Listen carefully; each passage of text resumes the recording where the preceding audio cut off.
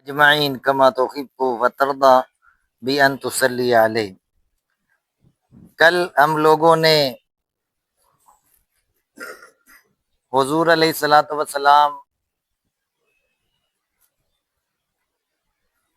کا نکاح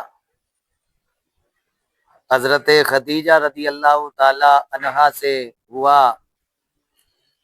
اور جناب ابو طالب نے جو خطبہ پڑھا اس کو سماعت کرنے کی سعادت حاصل کی تھی۔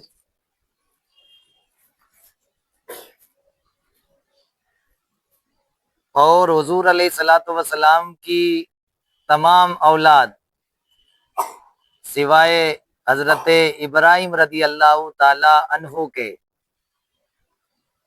ام المومنین حضرت سیدہ خدیجۃ الکبریٰ رضی اللہ تعالی عنہا کے بطن مبارک سے ہوئی۔ پھر حضور علیہ الصلوۃ والسلام کی عمر شریف جب 35 برس کی ہوئی،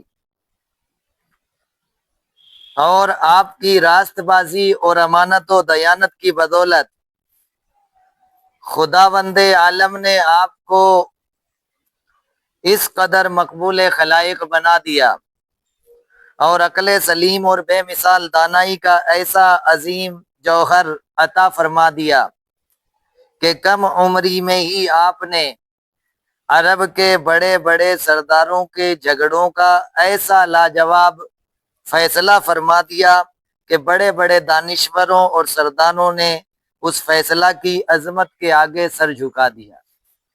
یعنی حضور علیہ الصلوۃ والسلام کی عمر شریف جب 35 برس کی ہوئی تو کعبۃ اللہ شریف جو تعمیر ابراہیمی و اسماعیلی علیہ السلام، سیدنا ابراہیم علیہ السلام اور سیدنا اسماعیل علیہ السلام نے کعبہ معظمہ کو جو تعمیر کیا تھا، اس میں مختلف ادوار میں مرمت کا کام ہوتا رہا۔ عمالقہ، قبیلہ جرہم اور قصی وغیرہ نے بھی وقتاً فوقتاً کعبے کی تعمیر و مرمت کی، لیکن چونکہ پہاڑوں سے برساتی پانی کا بہاؤ اور زوردار دھارا وادی مکہ سے ہو کر کے گزرتا تھا، اور اکثر حرم کعبہ میں سیلاب آ جاتا تھا، جس کی بنا پر کعبے کی جو عمارت تھی وہ پوری طرح خستہ حالی میں چلی گئی تھی۔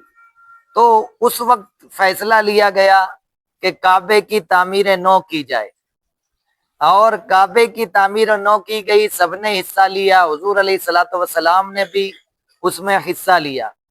لیکن جب حجر اسود تک عمارت پہنچی اور حجر اسود رکھنے کے لیے نوبت آئی تو سب یہی چاہتے تھے کہ یہ شرف ہمیں ملے۔ اس وقت کل 12 قبیلے تھے، اور ہر ایک قبیلے کا سردار یہی چاہتا تھا کہ میں اس کو رکھوں تاکہ میرے قبیلے کی عظمت بڑھ جائے، میرے قبیلے کی شان بڑھ جائے، ہر ایک یہی چاہتا تھا۔ تو پھر معاملہ یہ ہوا کہ خون ریزی اور فساد ہونے کا اندیشہ ہوا، تو پھر کسی نے کہا کہ ایسا کرتے ہیں کہ کل صبح کے وقت جو سب سے پہلے مسجد حرام شریف میں آئے گا، حرم شریف میں آئے گا، اسی کو ہم جج بنا لیتے ہیں، وہ جو ججمنٹ دے گا اسی ججمنٹ کو ہمیں تسلیم کرنا ہوگا۔ اللہ کی شان، اللہ کی قدرت کہ دوسرے دن سب سے پہلے حرم شریف میں جو آئے وہ کوئی اور نہیں، ہمارے اور آپ سب کے پیارے پیغمبر حضور احمد مجتبیٰ محمد مصطفیٰ صلی اللہ تعالی علیہ وسلم تشریف لائے۔ حضور علیہ الصلوۃ والسلام کو دیکھا، سب کے چہروں پر خوشی آ گئی کہ یہ امین ہیں، یہ صادق ہیں، ان سے اچھا کوئی فیصلہ نہیں کر سکتا۔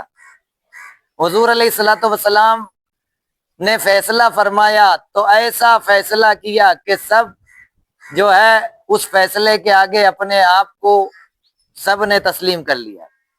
تو بہرحال آپ نے فرمایا ایک چادر لائی جائے اور اس میں حجر اسود کو رکھ دیا جائے۔ پھر حجر اسود کو جو چادر ہے، 12 قبیلے ہیں، ہر ایک قبیلے کا سردار اپنے قبیلے کی نمائندگی کرتے ہوئے چادر کو ہاتھ لگائے، چادر کو اونچا اٹھا دے، سب چادر لے کر کے چلے اور چادر کو اونچا اٹھایا. آپ نے حجر اسود کو اٹھایا اور جس جگہ نصب کرنا تھا وہاں نصب کر دیا. اس فیصلے سے سب بہت خوش ہوئے اور یہ ایک بہت بڑی جنگ جو ہونی تھی قریش مکہ کے بیچ میں تو یہ ٹل گئی. یہ حضور علیہ الصلوۃ والسلام کا مبارک فیصلہ تھا ایسی عمر میں کہ جس میں بڑے بڑے سردار بھی تھے. انہوں نے اپنا سرخم حضور علیہ الصلوۃ والسلام کے فیصلے کے آگے کر دیا. رب قدیر ہمیں مزید سیرت کی معلومات حاصل کرتے رہنے کی توفیق عطا فرمائے. استغفر اللہ ربی من کل ذنب واتوب الیہ. اشہد ان لا الہ الا اللہ وحدہ لا شریک لہ واشہد ان سیدنا مولانا